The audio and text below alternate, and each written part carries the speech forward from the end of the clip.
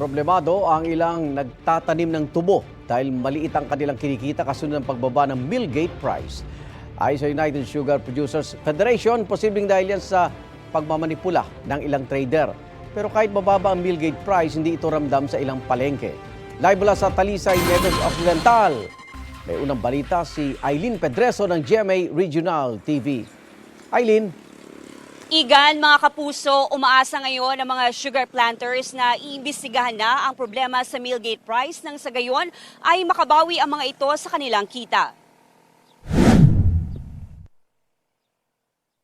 Nakapag-ani ng 20 tonelada na tubo sa kanyang sinasakahang lupa si Emma sa bayan ng Murcia, Negros Occidental. Umabot ang pinagbentahan nito sa halagang 100,000 pesos. Ngunit babawasan pa ito ng pambayad sa truck na pinagkakargahan ng naaning tubo, bayad sa nabiling pataba, pati sahod sa mga manggagawa nito. Kung noon, kulang ang kita, mas lumala pa ngayon. Ito'y matapos bumaba ang mill gate price ng asukal sa pagsimula ng milling season noong Oktubre ng nakaraang taon. Kaya't halos wala na itong tinutubo sa pagtatanim ng tubo. Nang pigado kami iti mahal ang abono, ti ang kalamay barato, hindi makami kabalo. Kay ti deliver man lang kami.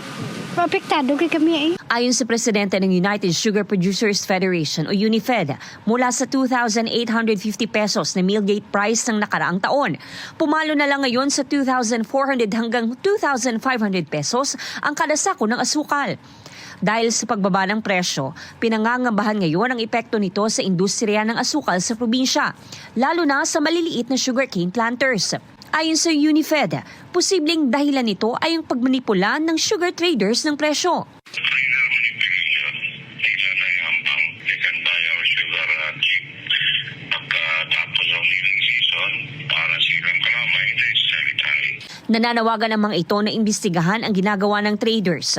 Suportado naman ng Sugar Regulatory Administration ang panawagan ng mga sugar planters sa probinsya. Sa kabila ng pagbaba ng mill gate price, hindi naman apektado ang presyo ng asukal sa mga pamilihan.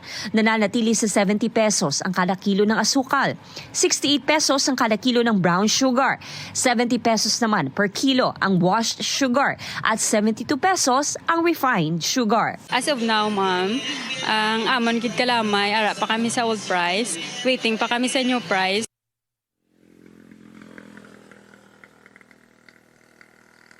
Igan, ayon naman sa ilang nagtitinda ay hinihintay pa nila ang bagong presyo na posibleng ipatupad. Hindi pa ito masiguro kung ito ay bababa o pareho pa rin. Igan? Maraming salamat, Aileen Pedreso ng GMA Regional TV. Igan, mauna ka sa mga balita, mag-subscribe na sa GMA Integrated News sa YouTube para sa iba't ibang ulat sa ating bansa.